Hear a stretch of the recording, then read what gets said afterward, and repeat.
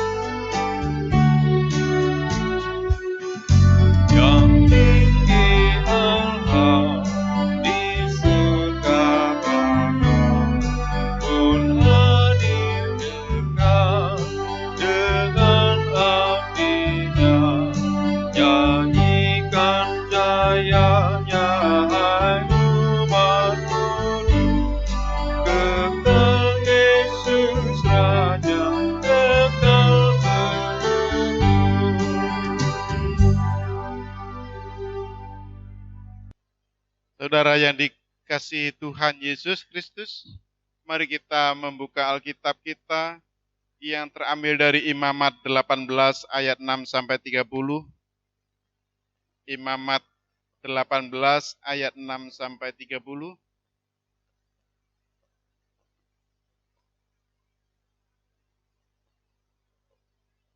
Kalau sudah kita temukan, mari kita terlebih dahulu berdoa mohon pimpinan Roh Kudus, mari kita berdoa. Bapa kami yang di surga, kami akan membaca firman-Mu. Kami mohon arahkan dan terangi hati kami. Karuniakanlah Roh Kudus-Mu kepada kami, agar kami mendapat tuntunan dari firman yang akan kami baca. Amin. Saudaraku, mari berdiri untuk mendengarkan firman Tuhan dari Imamat 18 ayat 6 sampai 30 yang demikian bunyinya.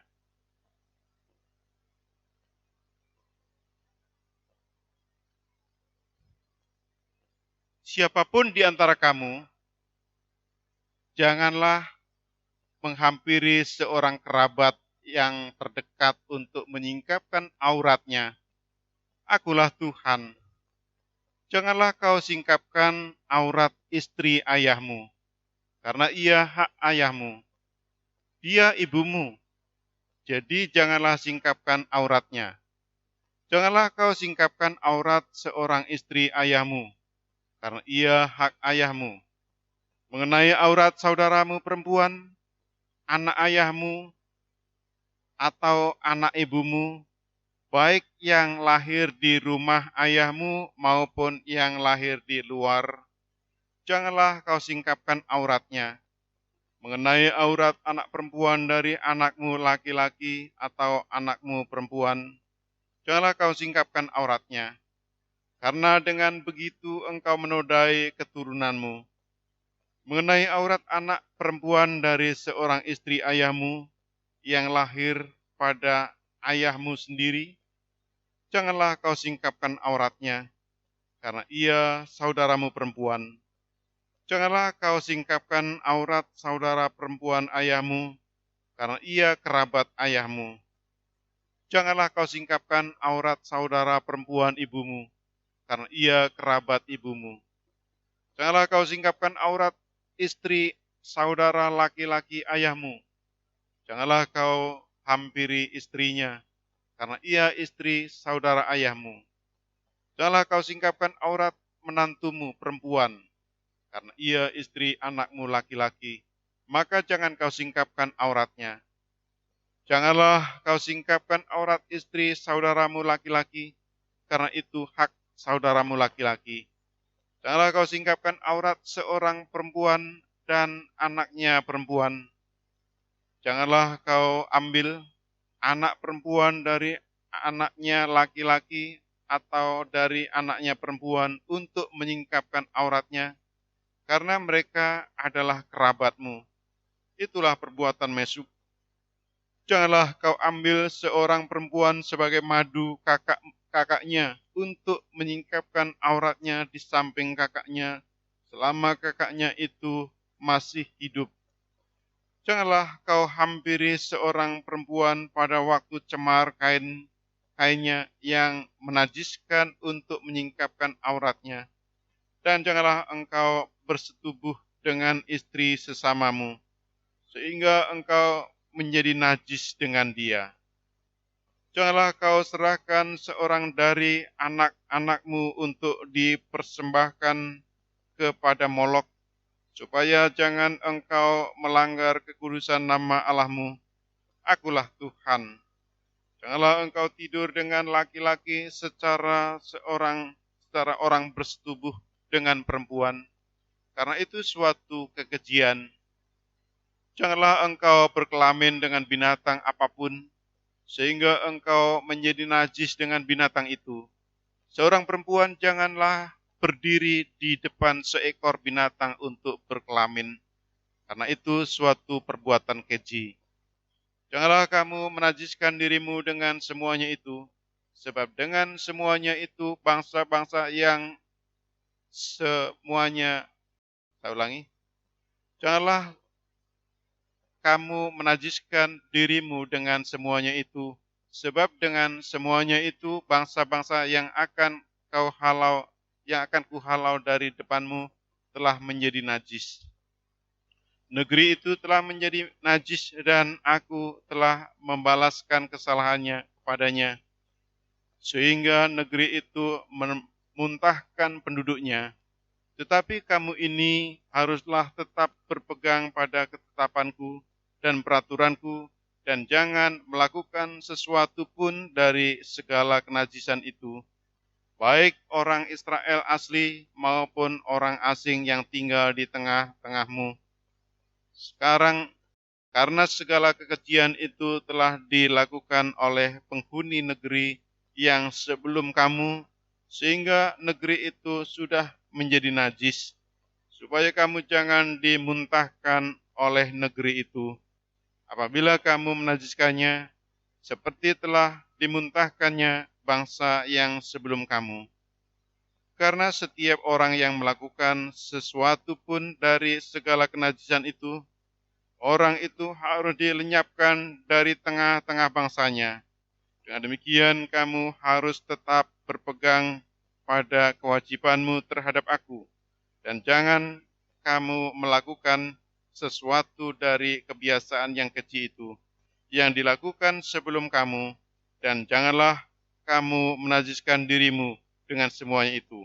Akulah Tuhan Allahmu.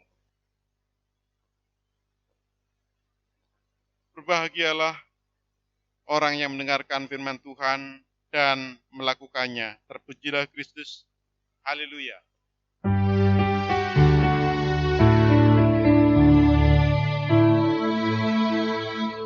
Haleluya, haleluya, nama Tuhan terpujilah.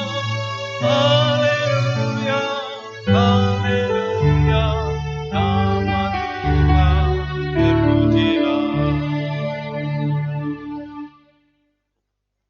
Saudaraku yang dikasihi Tuhan Yesus Kristus,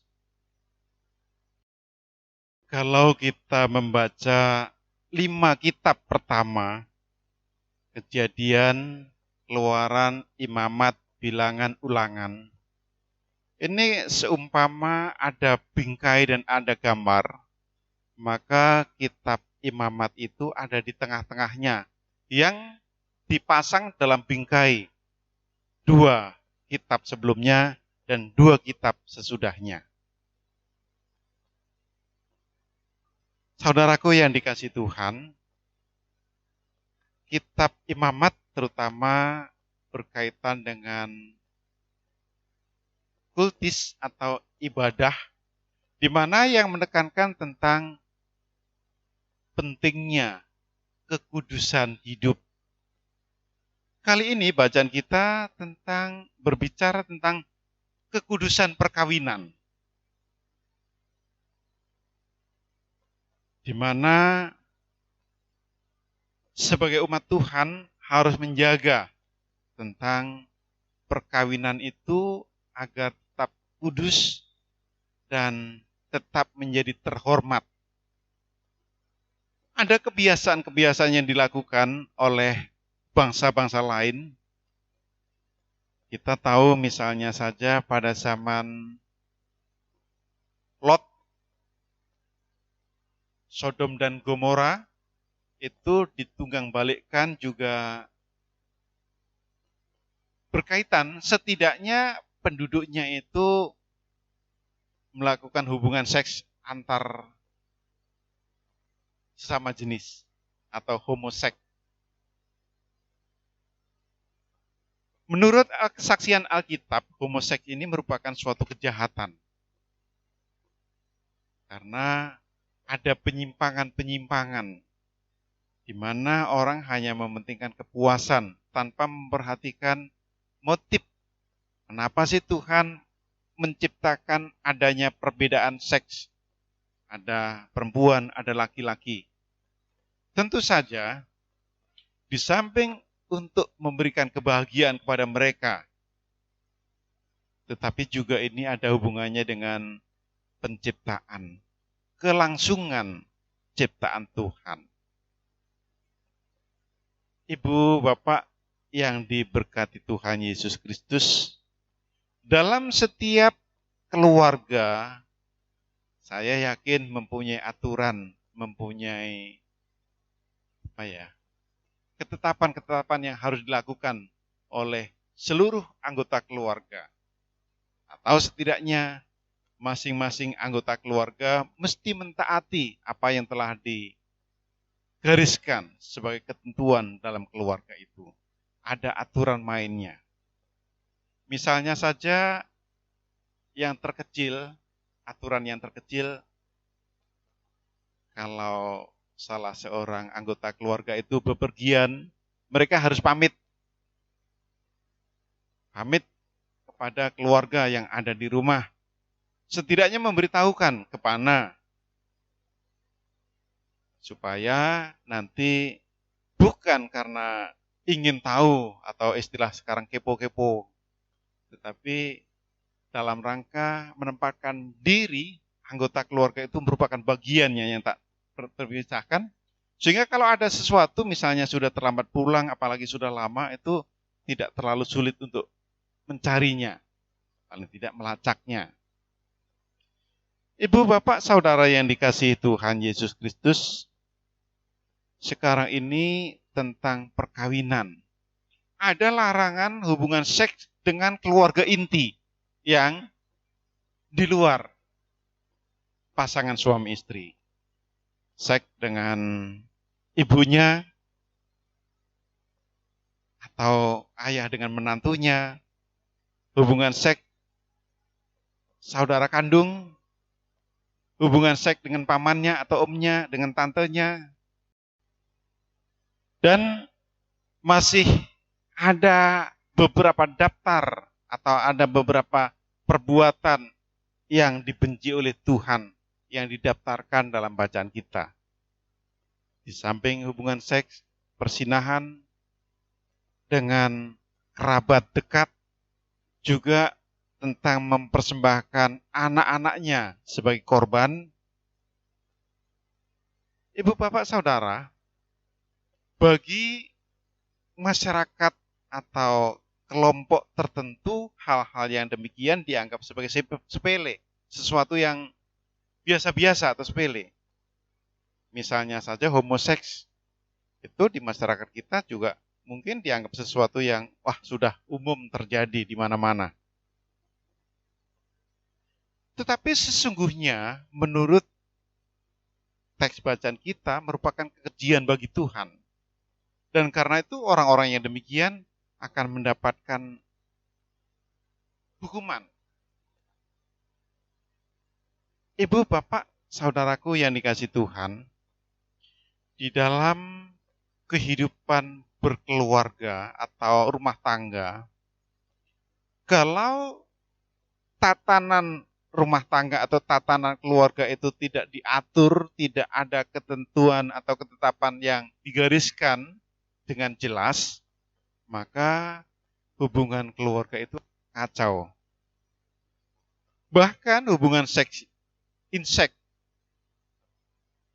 dalam keluarga terdekat atau keluarga inti ini bisa merusak tentang adanya kesehatan keturunan, adanya hubungan dalam keluarga itu sendiri bisa menjadi rusak. Tidak ada bedanya, mananya saudara, mananya bukan. Oleh karena itu, Imamat 18 mulai ayat 6 sampai 30 memberikan aturan yang tegas dan yang jelas. Hal ini dimaksudkan supaya tatanan keluarga itu menjadi jelas. Kemudian aturan-aturan yang dibuat itu juga memberikan semacam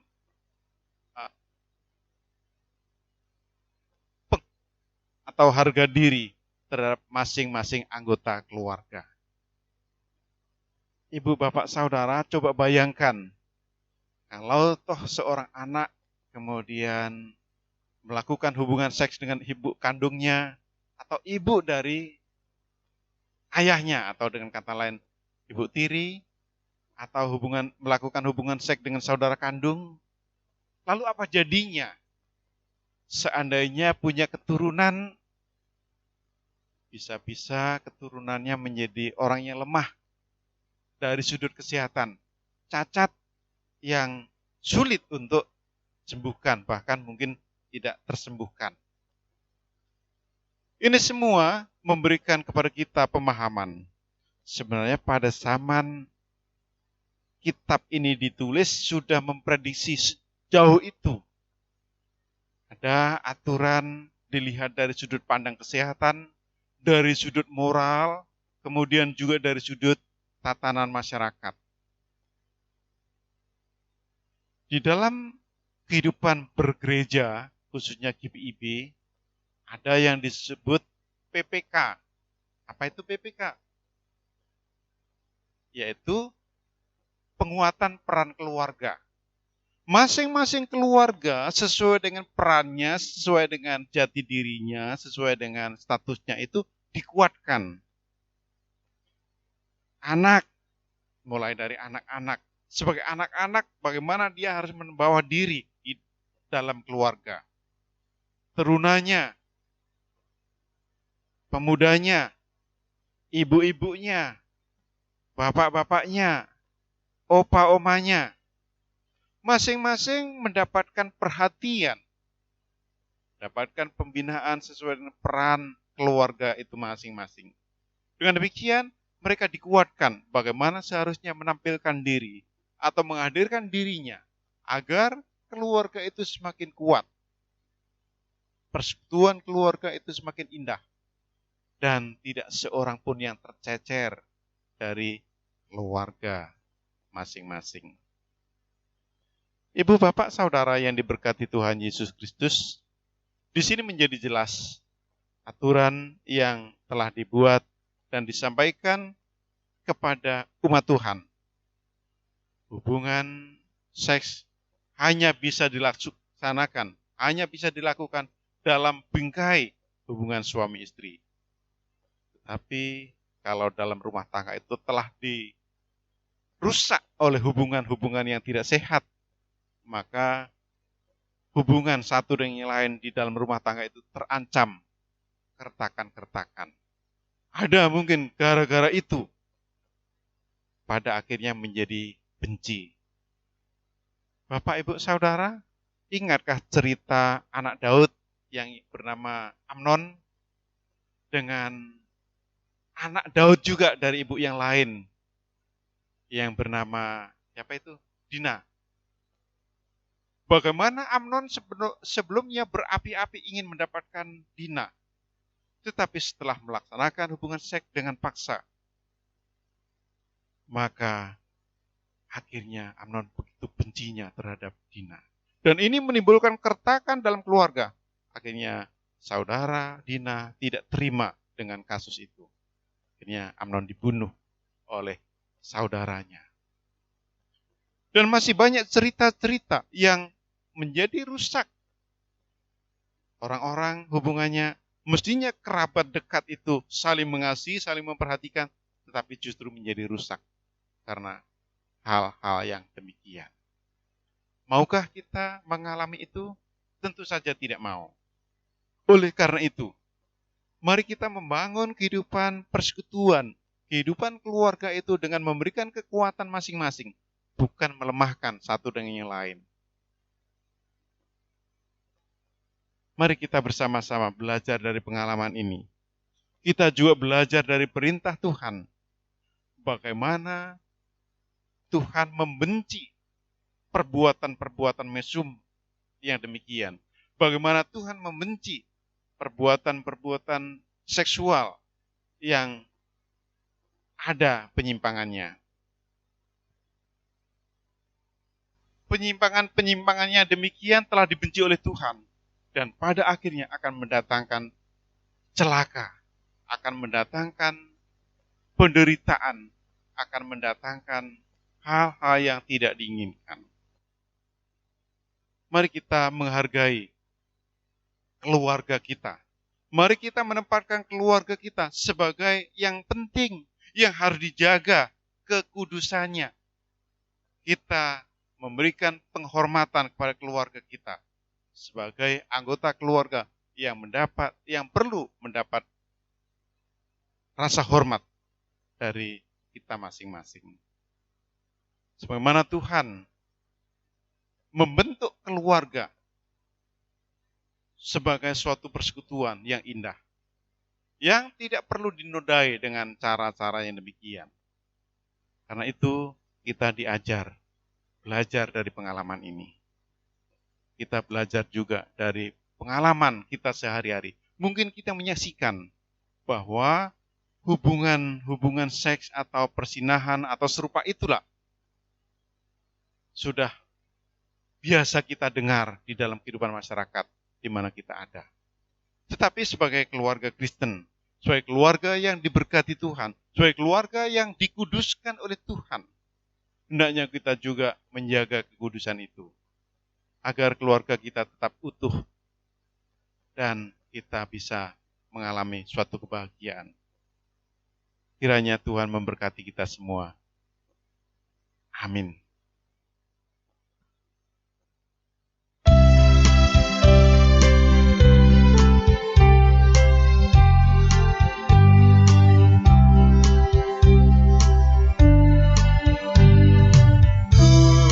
Turun Roh Allah dalam hatiku, sucikan daku dan hidupkanlah. Ubah lemahku oleh kuasa-Mu, kasih-Ku padamu murnikanlah. Ajarlah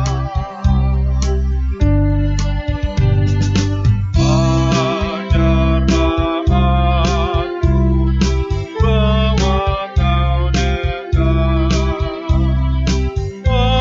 ajarku taat di umulanmu, tidak bersaksi, tidak terkesan, bila tak Kau kabulkan doaku.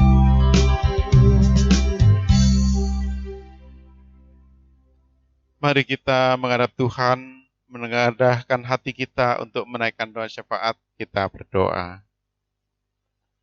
Terima kasih Tuhan atas peringatan yang Tuhan berikan kepada kami melalui bacaan Alkitab pada malam hari ini, di mana Tuhan memberikan perintah agar kami menjaga keluarga kami satu dengan yang lain. Kami tidak merusaknya dengan hubungan seks yang tidak Tuhan perkenankan. Tuhan juga mengajar kami untuk tetap menjaga kekudusan kami, untuk tidak melakukan hubungan seks dengan binatang ataupun sesama sejenis.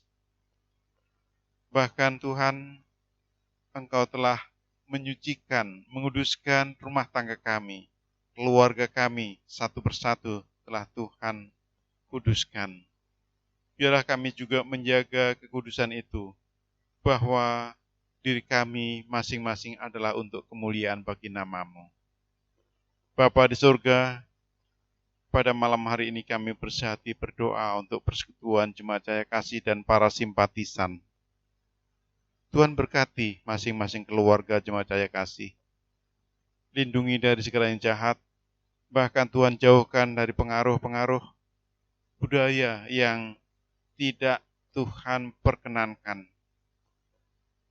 Sebaliknya, biarlah kami justru membangun kehidupan rumah tangga kami di dalam takut akan Tuhan.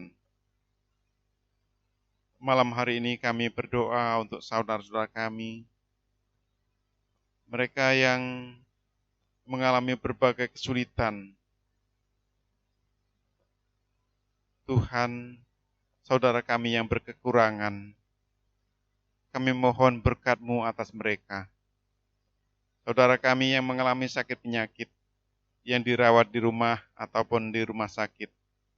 Bahkan saudara-saudara kami yang terjangkit virus COVID-19. Tuhan, urapi mereka, tumpangkanlah tangan kasih-Mu. Biarlah melalui perawatan yang intensif dari para medis dari rumah sakit, mereka juga mengalami proses pemulihan seperti sedia kala. Setiap tindakan medis, bahkan kami berdoa untuk para medis yang berjuang untuk merawat para pasiennya dari segala sakit penyakitnya. Tuhan juga berkenan menopang dan memberkati. Karuniakan kekuatan serta kesehatan kepada para medis, baik dokter maupun perawat. Demikian juga Tuhan para peneliti untuk dapat menemukan obat dari virus corona. Tuhan juga berkati. Biar dengan cara itu juga Tuhan memberikan pemulihan dan penyembuhan pada semua yang terkena virus COVID-19. Terima kasih Bapa di surga. Pada malam hari ini kami berdoa untuk saudara-saudara kami yang tidak bisa mengikuti ibadah karena berbagai hal. Tuhan, kami mohon penyertaan-Mu. Demikian juga Tuhan, kami berdoa untuk anak-anak kami. Lindungi mereka dari segala sakit penyakit. Karuniakan kepada mereka kesehatan dan kekuatan. Di dalam studi mereka, Tuhan berkati. Demikian juga Tuhan, anak-anak kami yang berjuang untuk mendapatkan pekerjaan. Bahkan saudara-saudara kami yang karena dampak corona ini, mereka kehilangan pekerjaan harus di PHK ataupun dirumahkan. Sehingga berdampak pada sosial ekonomi. Kami mohon Tuhan tetap memelihara mereka. Terima kasih Bapa di surga. Demikian juga Tuhan untuk setiap upaya kami untuk terus membangun kehidupan dalam kekudusan, Tuhan juga tetap menopangnya. Terima kasih Bapa. Kami berdoa untuk pelayanan yang kami laksanakan ini. Biar dengan pelayanan ini umat Tuhan beroleh berkat, sehingga mereka mengalami sukacita karena tuntunan dan pemeliharaan-Mu. Terima kasih Bapa di surga. Demikian juga rencana setiap keluarga, bahkan rencana pribadi-pribadi, Tuhan berkenan memberkati. Semuanya jangan kehendak kami, tapi kehendak Tuhan yang boleh terjadi. Terima kasih Bapa di surga. Inilah doa permohonan kami, yang semuanya kami minta di dalam Tuhan Yesus Kristus yang sudah mengajar kami berdoa. Bapa kami yang di surga, dikuduskanlah nama-Mu, datanglah kerajaan-Mu, jadilah kehendak-Mu di bumi seperti di surga. Berikanlah kami pada hari ini makanan kami yang secukupnya, dan ampunilah kami akan kesalahan kami, seperti kami juga mengampuni orang yang bersalah kepada kami. Dan janganlah membawa kami ke dalam pencobaan, tetapi lepaskanlah kami daripada yang jahat.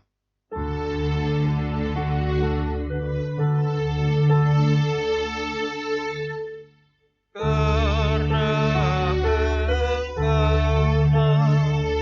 Engkaulah yang mempunyai kerajaan dan kuasa dan kemuliaan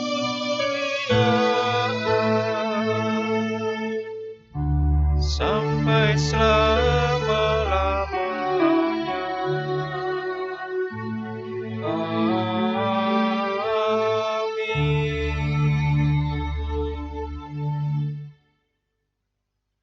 Mari kita mengucap syukur kepada Tuhan sambil memberi persembahan kepadanya.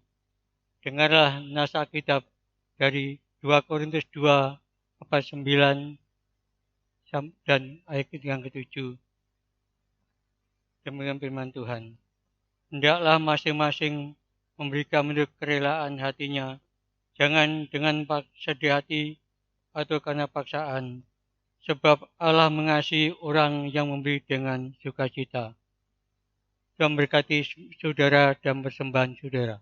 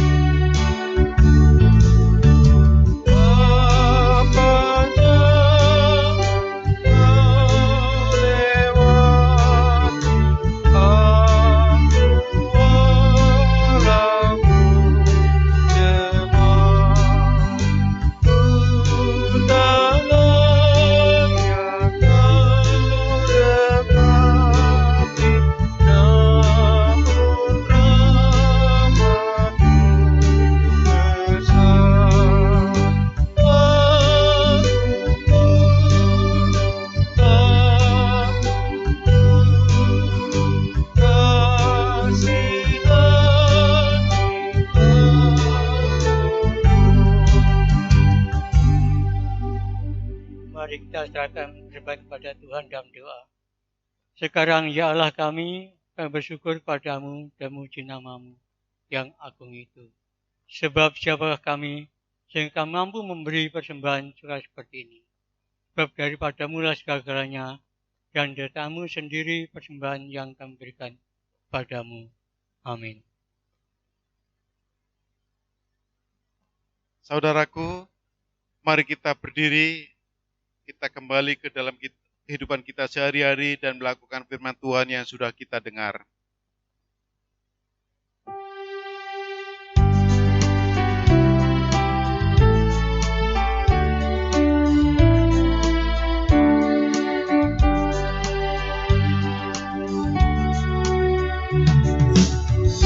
Dunia dalam rawa maya berjuang terus.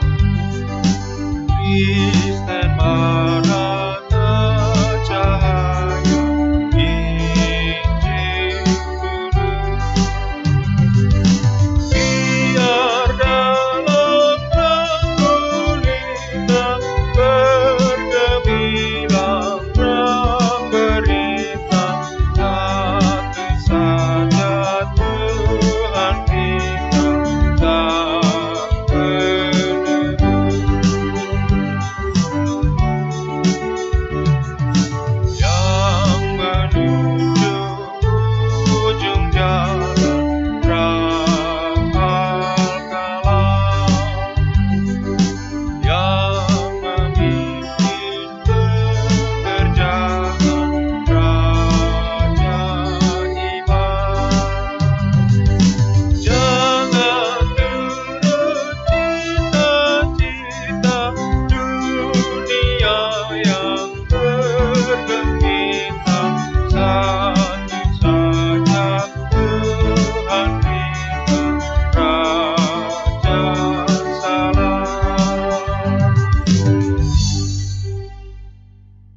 Saudaraku, arahkanlah hatimu kepada Tuhan dan terimalah berkat-Nya. Kasih karunia dan damai sejahtera dari Tuhan Yesus Kristus dan dari Allah Bapa serta dalam persekutuan dengan Roh Kudus kiranya tetap menyertai saudara sekalian dari sekarang kekal selama-lamanya.